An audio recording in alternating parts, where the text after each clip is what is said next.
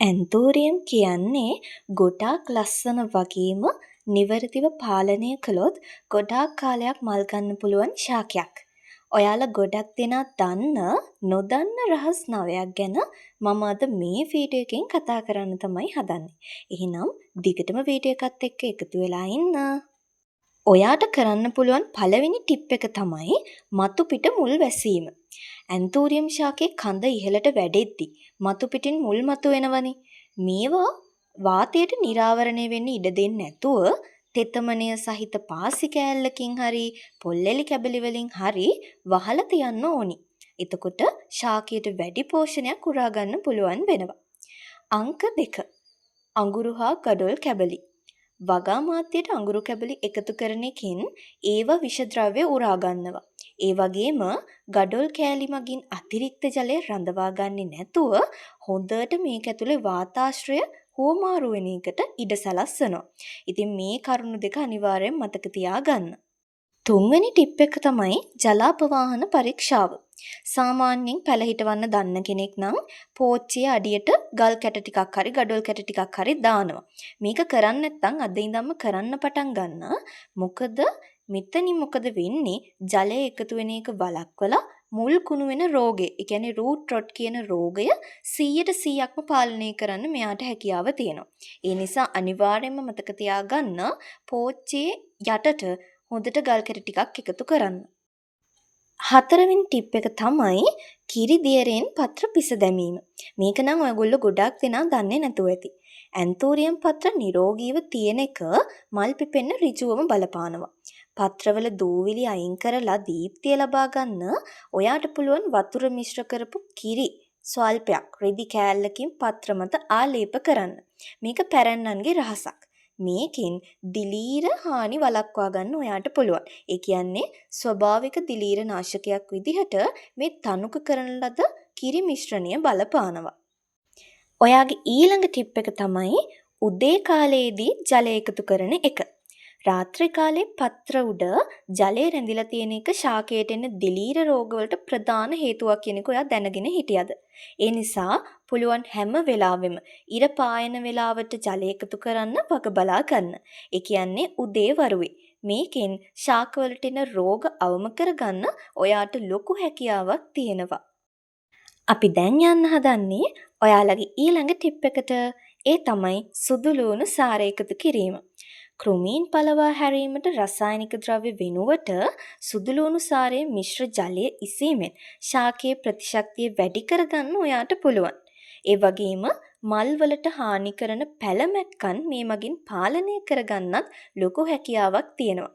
ඒ නිසා අනිවාර්යෙන් මතක තියාගන්න සුදු ලුණු ටිකක් මොනවා හරි වතුරකට දාලා ඒ ටික දවස් දෙකක් විතර තියලා ඊට පස්සේ ස්ප්‍රේ බෝතලයකින් ඒ වතුර ටික ඉහින්න.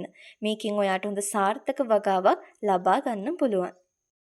අපි මෙතන ඉඳන් වීඩියෝ එකේ ඉස්සරහට කතා කරන්න හදන්නේ ඇන්තෝරියම් වලට ඔයාට දාන්න පුළුවන් පොහොර ගැන. ඔයා දන්නවනේ ඇන්තෝරියම් වලට NPK පොහොර තමයි අපි වැඩිපුර දාන්නේ. ඉතින් මේවා අපි කඩෙන් ගිහිල්ලා මිලදී ගන්න ඕනි. මේ වගේ මිල ටිකක් වැඩි ඔස්මකොට් එහෙම සාමාන්‍යයෙන් ඔයාලා දන්නවනේ සාමාන්‍ය නිල් කැට දම් කැට වගේ පොහොර වලට වැඩිය ටිකක් ගාණින් වැඩි.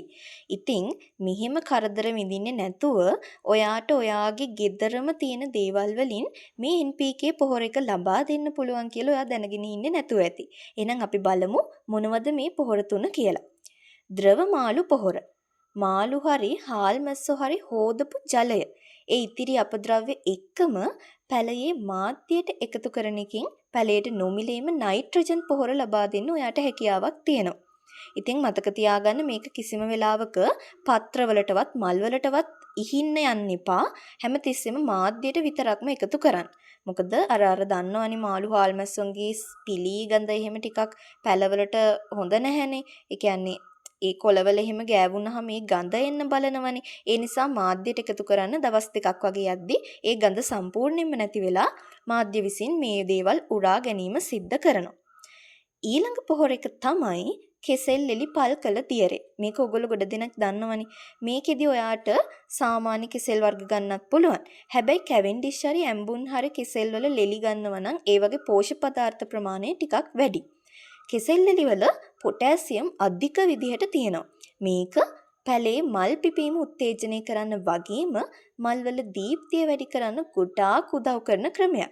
ඒ නිසා මතක තියාගන්න ඔයාට පොටෑසියම් අඩංගු පොහොර කඩෙන් මිලදී ගන්න උවමනාවක් නැහැ. ගෙදරම තියෙන කෙසෙල් එලි ටික දින 2ක් වගේ යනකම් බෝතලයකට දාලා ඒකට වතුර දාලා මූඩියෙන් වහලා දවස් 2ක් වගේ පල් කරලා මූඩිය ඇරලා අර කෙසෙල් එලි ටික අයින් කරලා වතුර ටික ස්ප්‍රේ බෝතලයකට දාලා පත්‍රවලට මල්වලට හොඳට ස්ප්‍රේ කරන්න පුළුවන්. කඳට මාධ්‍යයට මේ හැම දෙයකම ස්ප්‍රේ කරගෙන යන්න. අනිවාර්යෙන් පැලේ වර්ධනය, මල් වර්ධනය ඉතාමත් ශීඝ්‍රව ඔයාට බලා ගන්න පුළුවන් වෙනවා. අපි අද යන්න හදන අන්තිම ටිප් එක තමයි මම මේ දැන් කතා කරන්න යන්නේ. ඒ තමයි තේ කොළ මිශ්‍ර කළ දියරය. සාමාන්‍යයෙන් තේ කුඩු කියන දේවල් අපි එකතු කරනවනේ පැලවලට. හැබැයි මතක තියාගන්න ඇන්තෝරියම් පැලේට කෙලින්ම තේ කුඩු එකතු කරන්න යන්න එපා. මොකද මේ තේ කුඩු අපි කොච්චර වේලල එකතු කරත් ඒකට වතුර වැටිච්ච ගමන් තෙතමනය රඳා පවතින්න තියෙන ගුණය වැඩි වෙනවා. ඉතින් එතකොට අර ඇන්තෝරියම් වලට ඕන කරන තෙතමන ප්‍රමාණය ඉහළ ගියාම ඊට පස්සේ මෙයාගේ මුල් එහෙම කුණු වෙන්න බලනවා. දිලීර ආසාදන ඇති වෙන්න බලනවා. ඒ නිසා තේ කොළ වතුර එක්ක මිශ්‍ර කරලා දවසක් දෙකක් වගේ තියලා පැලවලට ඉහින එකෙන් පසේ ආම්ලිකතාව. එහෙමත් නැත්නම් අපි කියනවා පසේ pH අගය ඇන්තෝරියම් ශාකයට ගැළපෙනම මට්ටමින් පවත්වාගෙන යන්න පුළුවන්. ඉතින් ඒ නිසා බලන්නකෝ මේ සාමාන්‍ය පාංශු pH අගය කියන එක අපිට වෙනස් කරන්න අමාරුයි. ඉතින් මේ pH අගය හදිස්සිය හරි වෙනස් වීමකට ලක් වුණොත් එහෙම ඒක පැලේ වර්ධනයට ගොඩාක් ලොකුවට බලපාන්න පුළුවන්. ඒ නිසා බලන්නකෝ ඇන්තෝරියම් වලට අවශ්‍යම කරන pH අගය ලබා දෙන්න තියෙන හොඳම පොහොර එක ඔයාගේ ගෙදරම තියෙනවා. ඉවත් කරන තේ කොළ ටික අරගෙන, තේ කුඩු ටික අරගෙන වතුර එකකට දාලා දවස් දෙකක් වගේ තියලා පැලේට එකතු කරන්න. අනිවාර්යෙන්ම මේ කියන පොහොර එකිනුත් ඔයාට පුළුවන් ඔයාගේ පැලස් වගාව සාර්ථකව පවත්වාගෙන යන්න. ඉතින් අද අපි කතා කරපු මේ ටිප්ස් 9ම ඇන්තෝරියම් වගාවට ආස කරන ඔයාට ගොඩාක් වැදගත් වෙන්න ඇති කියලා මං හිතනවා. ඉතින් එහෙනම් මේ වගේ ඔයාට වටිනා කියන වීඩියෝස් ගොඩාක් අපේ channel එකෙන් ඔයාට බලා ගන්න පුළුවන්. නිකමට ගිහිල්ලා බලන්න අපේ channel එකේ playlist වලට ඔයාට ඕන කරන පොහොර හදාගන්න, පැල හිටව ගන්න, අතු පැල කරගන්න, ඒ වගේම travel vlogs, ඔයා දැකලා නැති ලස්සන තැන්, මේ වගේ එක එක විදිහේ වීඩියෝස් ඔයාට බලා ගන්න පුළුවන් අපේ Bluebell channel එකට ආවොත්. ඉතින් අමතක කරන්න එපා channel එකේ වීඩියෝ එකක් දැක්කනම් වීඩියෝ එක හොඳයි නම් ඔයාගේ ලස්සන කමෙන්ට් එක එකතු කරගෙන යන්න. ඔයාලගේ අදහස් දෙපැත්තෙන්ම මම බාර ගන්නවා. ඒවා හොඳ හෝ නරක ඒ දෙකම මට ගොඩාක් වටිනවා. ඒ නිසා අනිවාර්යෙන් ඔයාගේ අදහස් එකතු කරගෙන යන්න. එහෙනම් අදට මම ගිහින් එන්නම්. හැමෝටම සුබ දවසක් ප්‍රාර්ථනා කරනවා.